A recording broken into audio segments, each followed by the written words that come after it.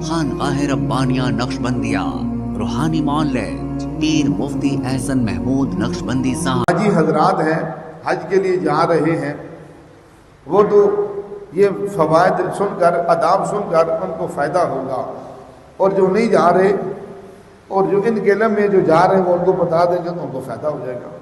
تو اب حج کے آداب اس لیے فرمایا، پہلی بنیاد یہ ہے کہ جس بھی عمل کو، چاہے وہ نماز ہے، چاہے وہ روزہ ہے، چاہے وہ زکوٰۃ ہے، وہ حج ہے، وہ تلاوت قرآن پاک ہے، وہ ذکر و اذکار ہے، جس عمل کو بھی ہم آداب کی رعایت رکھ کے کریں گے اللہ پاک اس عمل کو جاندار بنائیں گے، مضبوط ہو جائے گا عمل۔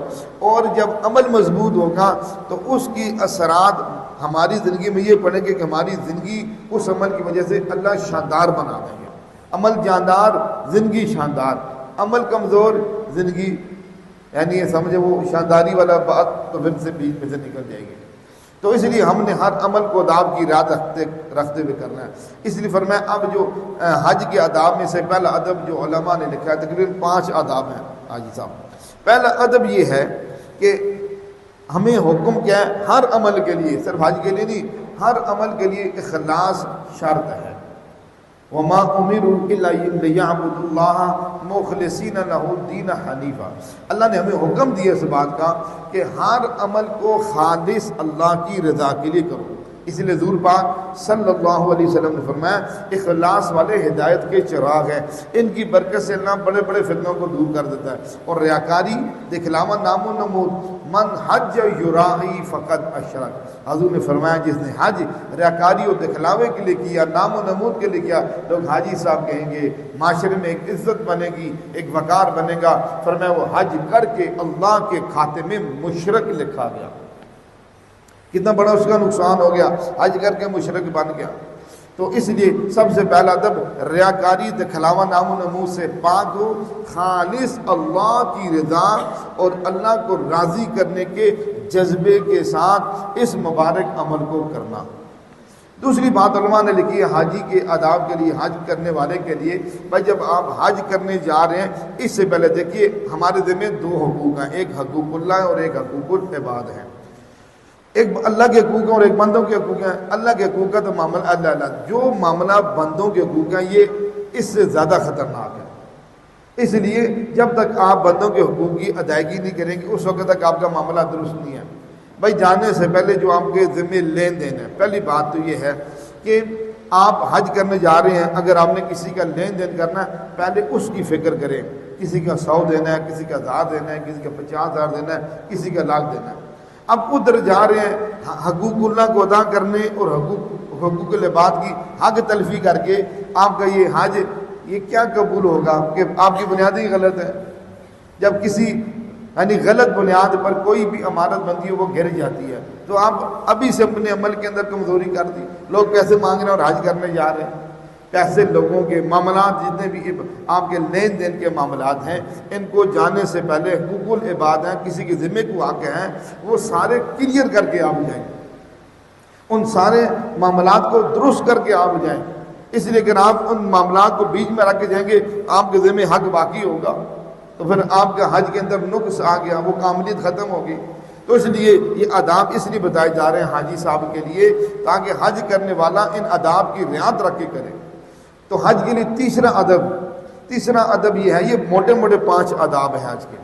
تیسرا ادب یہ ہے کہ حاجی کا جو جتنا بھی اخراجات ہیں سارے کے سارے حلال اور پاکیزہ کمائی میں سے ہونا چاہیے، یعنی حرام آمدنی کا 1 روپیہ بھی اس کے اوپر نہیں لگانا۔ دیکھیے آدمی حج کر رہا ہے، یہ اللہ کی قربت کا ذریعہ ہے، حج اللہ کی قربت کا ذریعہ ہے۔ اگر آپ نے حرام لگا کے اللہ کی قربت کا ذریعہ سوچا تو اس کا پتہ کتنا نقصان ہے۔